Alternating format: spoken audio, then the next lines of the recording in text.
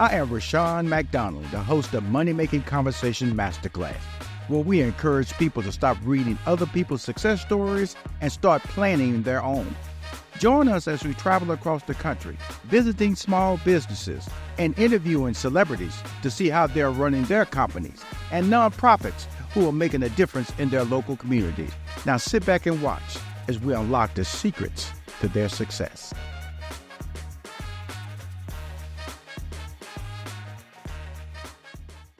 Welcome to Money Making Conversation Masterclass. I'm your host, Rashawn McDonald. We're down in Atlanta, Georgia, actually a community called Summerhill, where we're visiting the founder of STEM Atlanta Women, Dr. Maxine Cain, and we're going to learn the secrets to her success. Dr. Maxine Cain, STEM Atlanta Women. How did it get started? That is an awesome question. So let me kind of give you the backstory. Okay. So my background. I'm just kick back there because it sounds like you're going to tell me a story. Yeah, I'm going to tell you a story.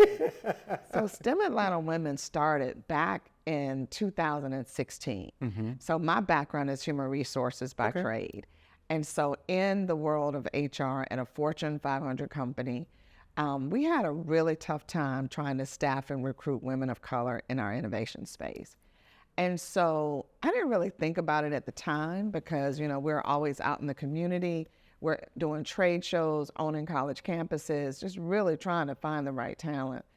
And so it was a time where I had an opportunity to really take advantage of a very rich pension plan at this Fortune 500 company. And I decided to take advantage of that. And I was really going to be doing a different type of career. Right. But God had other plans. Absolutely. And he said, why not you? And the reason that started was because I was doing event planning. I had an event planning company called Maxine Cain Events. And I was working with a lot of high wealth individuals, and they were looking for people to sponsor various initiatives. And they would come to me often and they would say, hey, can you ask this company, would they sponsor this, would they sponsor that? And so I would ask them, well, what am I selling to them? Because right now, the most important thing that's that these companies are focused on is science, technology, engineering, and math back then. That was really when it was taken off, and they were looking for real talent. I'm in the office space here, two-story office space. Tell me about this location in Summerhill. Summerhill, oh wow. You know, so Summerhill is the oldest community in Atlanta. And one of my corporate partners, Maxine behind the Gathering Spot in Atlanta, I had an opportunity to work with them a few years back. And Carter Development was really the organization that's totally redeveloping this community. Okay. And they knew that I was looking for a space to be able to provide STEM education and training in the city. And they said, hey, we have a great space for you. Why don't we introduce you to the vice president of Carter Development so you can go over in the community and see what's happening. And this was nothing but dirt. There was nothing here. So you came in with the hard hat and all that? We did the hard hat tours. They walked us through what was going to be, what you see today. And we were going to have two units that was big. And so because of some construction constraints, we ended up having this 2-story loft, which we love. Right. And they wanted to ensure that as they were redeveloping the community, that we were here to make sure that we were serving and supporting the residents that have been here for over 60 years. Dr. Cain, I love the color scheme, pink, green. Well, intentional? Yes, very much so. So in this community, I think you know that Summerhill is the oldest community in Atlanta. Right. And it's an underserved, underrepresented community for years. When you say that, what do you mean, underserved, underrepresented? Meaning that there's not a lot of resources that were available in the community. One being that it's been a food desert for over 60 years. They've not had a bank in this community for years, if not longer. So now you're starting to see, as a part of the redevelopment, you have banks over here, you have a new grocery store here. But this community has really been underserved. Right. I mean, really underserved. It's a beautiful community. Thank you. It is beautiful. Carter Development has done a phenomenal job in redeveloping, but we still know that the legacy community is still here. And so when they brought us in to, and they really embraced us with open arms and made sure that we had everything we need to provide the services to the community. So the reason we were very intentional about the colors is because I wanted to create a space that was welcoming, that was safe, where the girls can come in and feel like this is a place that they can relax and feel good. And colors create, it brings about creativity. Right. And so, and we're all about girls, and we wanted it to be beautiful. I wanted it to feel luxurious, and I wanted them to know that, yes, you can have a high-end creative space where you can come and feel good. I would not dare deliver anything to them that was not as exquisite as this place is. Well, it's beautiful. Now let's talk about the community, the Yes. academics in this community. What schools are you serving schools within the Yes. Summerhill community? Yeah, Just give us some absolutely, names. absolutely. So we have Cain Middle School, which is the first middle school that was created by Dr. Martin Luther King. Wow. Right in this community. We have Carver Early College High School. We have Maynard Jackson High School. We have Georgia State University. We have Parkside Elementary School, and then we also have Michelle and Barack Obama School in the community too. So it is a historic community with a lot of historic names and schools because we're right in the heart of downtown. But it's the Summerhill community, which we're very proud of. And we wanted to create this urban creative oasis that our girls, not only the girls, but their moms, their grandmoms, that can come in this community and use this center as a space for them to learn and to develop and to feel safe. Now we go to STEM, which is science, technology, engineering, and math. Atlanta women. Yes. To me, when I was talking to you, 2016, Yes. very important year for you. When we was talking about secrets to success. Yes. What was the inspiration for you in starting this foundation? Yeah, so my background is human resources. I was an HR leader with one of the Fortune 500 companies around the country. And during that time, I had a very tough time, and my team, of course, trying to staff and recruit women of color in science, technology. We're talking about 2016. In 2016, yes. And it's still the same today, but we were having a tough time. And when I say tough, we were out in the community, we were at trade shows, we were owning the college campuses, but women of color were not embracing technology and innovation.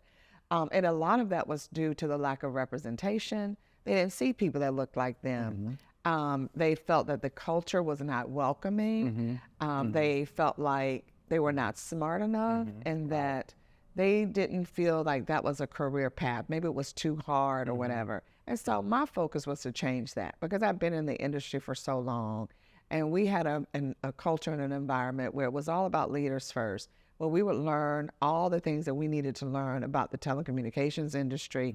And then we would cascade that information down to our frontline employees. And I wanted women and girls to understand that technology was the #1 industry in the world, and they needed to have a space there. So my purpose of starting STEM Atlanta Women was because I was too one of those little girls. Right. I was born and raised in Decatur, Georgia.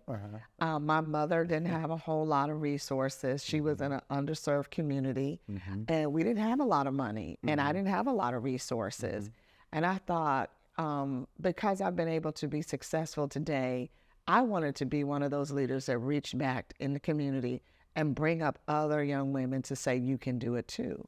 And because I was so passionate about technology and science, technology, engineering, and math, I knew that if we didn't try to close that divide and create a pathway for young women coming up behind me to pursue careers in STEM, we were going to still be in trouble. And it's the same today. So a whole lot has not changed.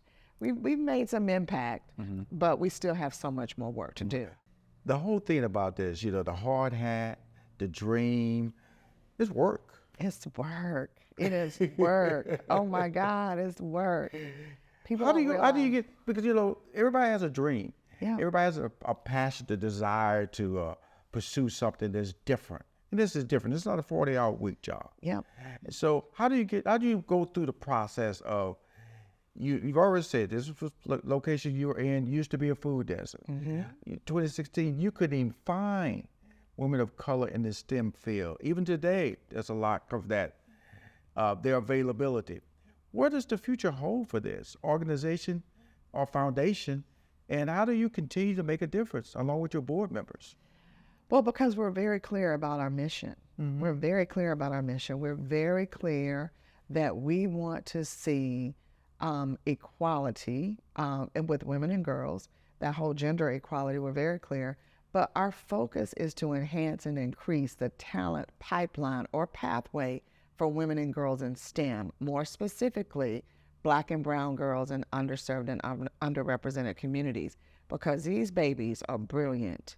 They are brilliant. We have a STEMinist ball that we do every year, at the end of the year.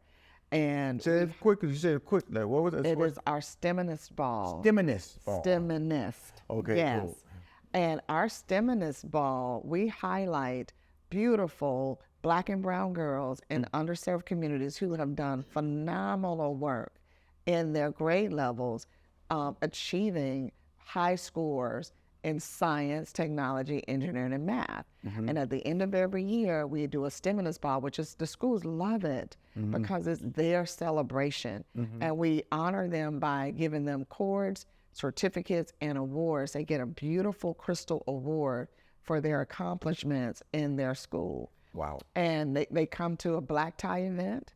They get their awards. They're just beautiful and they're brilliant. And so I want the world to know that there are beautiful little girls who are pursuing these careers, and they are smart, they are strong, they are creative, and they love STEM. Believe it or not, they do. So we're not unicorns. We do exist, but you just have to nurture it. You have to nurture that. And by design, we serve middle schoolers, high schoolers, college students, and recent college grads between the ages of 19 and 35. And you may think, wow, that's a big spread, but it's by design because you need to create the pathways, and it starts early. Right. So when the programs that we put in middle schools build on the programs that go into high school, the high school builds on the programs going into college, and then when you're in college, we've helped you navigate from middle school to college. So now when it's time for you to prepare for that career, we made sure that we've created that bench or that pathway so that now they're ready, because you got to start early. Right.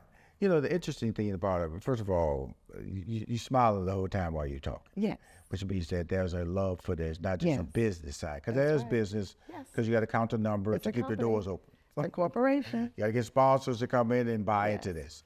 When I go through the calendar events, because that's what sponsor dollars do. This is a nonprofit. Yes. STEM in the City. What is that? STEM in the City is our after-school program. And it was really interesting when I created that program because it started way before we moved into the Summerhill community. I used to do work in a school called the Atlanta Girls School. And one program that they have that I found fascinating was that they travel around the world to different locations, and it's required for those girls to experience an international city. And I thought, wow, that would be really cool if our girls had that same type of resource to be able to travel abroad to experience international culture. But as you know, in these underserved communities, they don't have that resource. Right. So during COVID, we created a program called STEM in the City. And we wanted to be able to bridge the gap between like a Coretta Scott King Young Women's Leadership Academy and an Atlanta Girls School, so they get to know each other, right? Right. They get to experience each other. So we created an virtual international trip to Paris, France. I partnered with one of my partners in Paris, and we took them on a journey. And it was all on a GoPro. So the GoPro leaders were in Paris. We were on a Zoom. And we had the entire school, the Coretta Scott King Young Women's Leadership Academy school, go on a trip. And we also had girls from... Virtually. Powerful. We had girls from the Global Village Project in downtown Decatur. We had girls in Nigeria. We had girls in Spain and Japan and everywhere from all over the world. They logged in, and they were able to take this journey to Paris. They were able to see the Eiffel Tower. They went on a Black cultural tour of Paris. And so that's where it all started, because we wanted to give access opportunity and exposure to international experiences. So we decided to do it in through a virtual experience first. And I said, let's create a program called STEM in the City. We're in the city, and we want to be able to bring STEM education and training through an after-school program so that we can teach them all of the emerging tech. And that's one thing that we specialize in is emerging technologies. So it's all about advanced tech, the fourth industrial revolution. So that means artificial intelligence, cybersecurity, the hybrid cloud, drones. We do a lot of drone technology, business and tech, cosmetic science. Coca-Cola teaches our flavor science, so they learn what it's like to be a flavor scientist. So we expose them to things that they would never really have access to. So that's what STEM in the City after school program is all about. Now he was in the Super Bowl performing at halftime. Yes. Got honored at NAACP Images Awards. Yep. His name is Usher. Yes. And you did a big event with Usher. Yes. Tell us about that. Yeah, so Usher's New Look Foundation, their leader, Carisha Moore, and I are colleagues, and they do a Disruptivator Summit every year. And she asked me to come in and do a STEM activation. And so with me and my partners at IBM, we went in and we taught an artificial intelligence course. So what that was, we created, she created these various excursions to different corporations. And we invited the Usher's New Look group. We probably had about 75 students that traveled to IBM in their Sandy Springs corporate office. And we taught them about the new Watson X IBM Orchestrate software. And we centered it around creativity. And so IBM is really strong about let's create or what if. And so we told the children, if you have the opportunity to create or disrupt something in the industry, leveraging artificial intelligence, what would it be? So we broke them up into groups. So we had retail, we had shoes, we had the beauty industry, the car industry. We had sports. And so we gave them opportunities to come up with creative ideas that they can disrupt that industry by leveraging artificial intelligence. And when I tell you, they brought it. They brought it. And so the winning team got $500 gift card, and $50 gift cards for their entire team for a total of $500.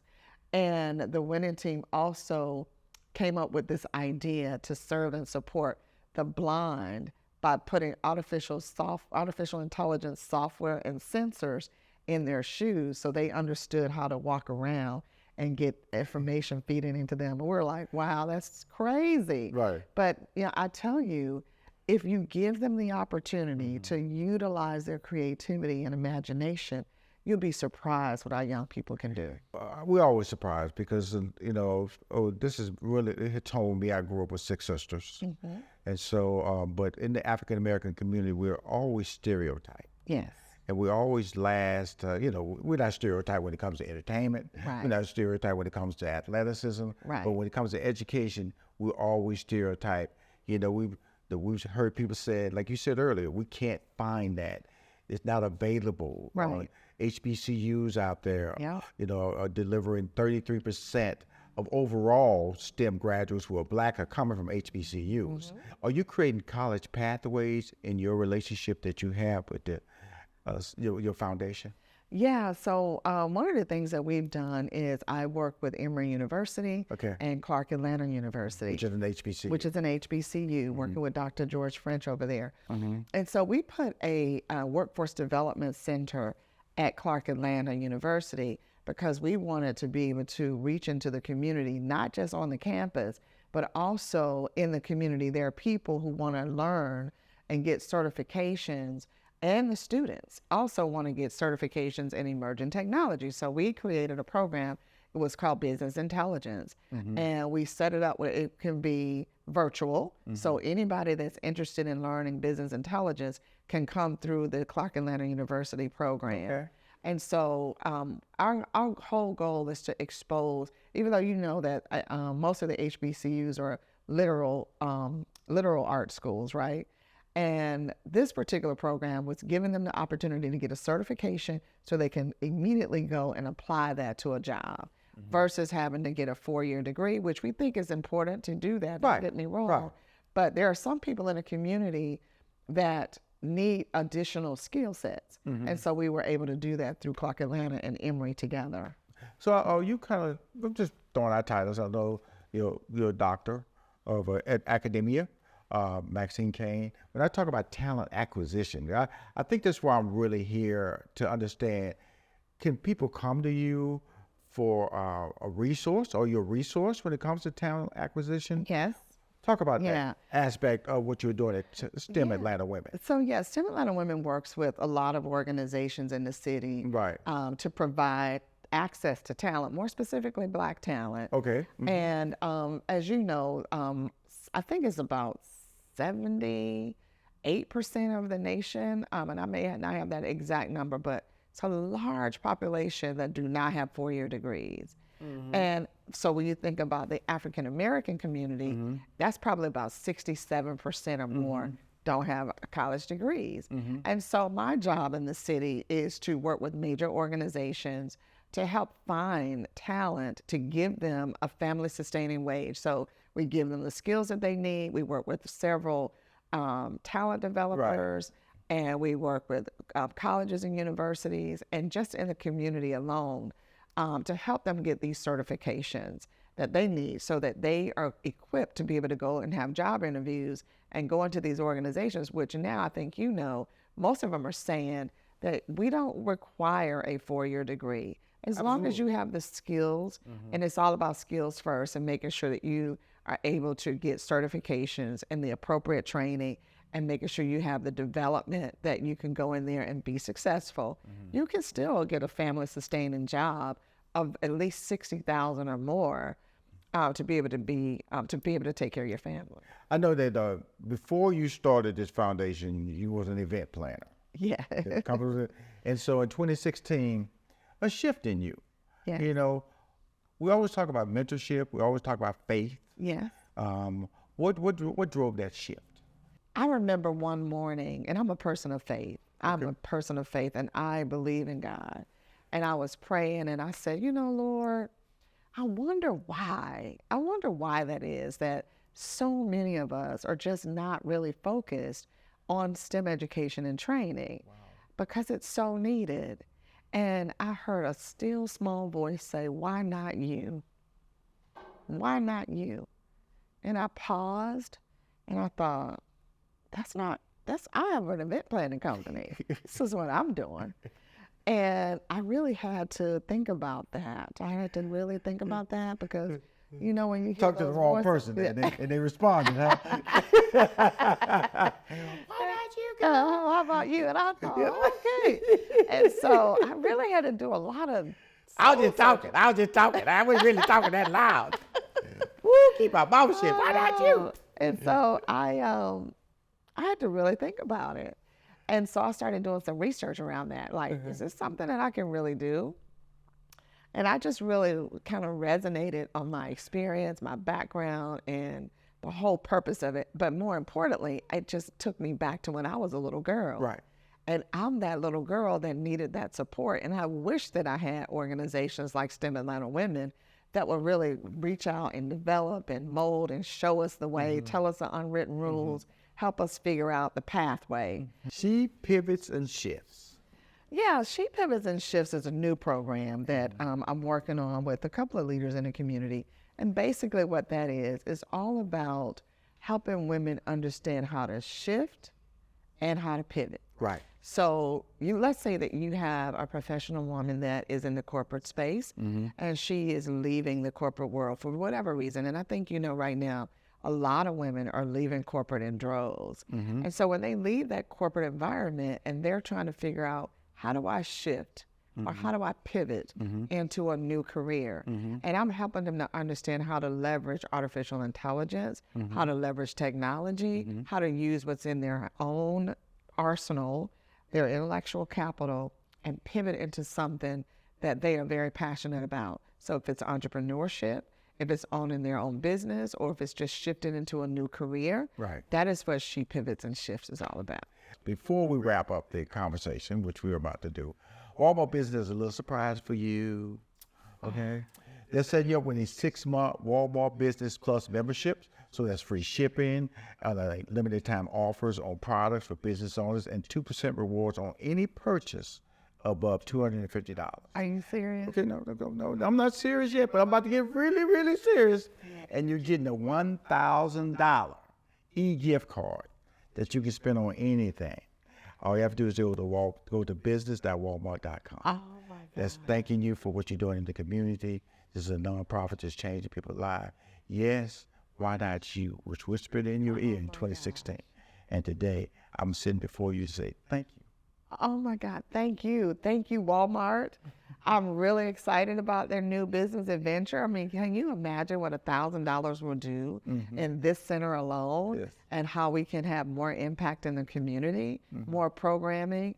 Oh my God. Now, you really blew me away on this one. I had no idea. So this is definitely a surprise. Definitely a surprise. Well, you know, I'm trying to figure out, like, okay. So all of what you just said all goes together. And I have to say, we are a very fortunate organization because we cannot do the work that we do without the support of our partners. And I'll tell you more about that. But in this community, I have to say this. When I came to the community, I put together an advisory board of all the corporations that were here. And I said to them, I cannot do this work without you. This is a heavy lift. And they all said yes. We collaborate together. We sit around our table together. So Center Park Bank is one of our partners. Publix is a partner. Carter Development is a partner. And Chase is a partner. And they have been absolutely wonderful to help us do this work. And so now, thank you to Walmart. We can add Walmart to the team. So I'm Walmart honored. Business. Walmart Business. And the membership That's of 6 amazing. months is to Walmart Business Plus. Again, is an e-card for $1,000 to spend on whatever you need, just some drinks and whatever. When the students come in there, paper, just go to business.walmart.com and you can make all the online amazing. purchases. Okay. Thank you for that. Thank you. Thank Thank you. Okay.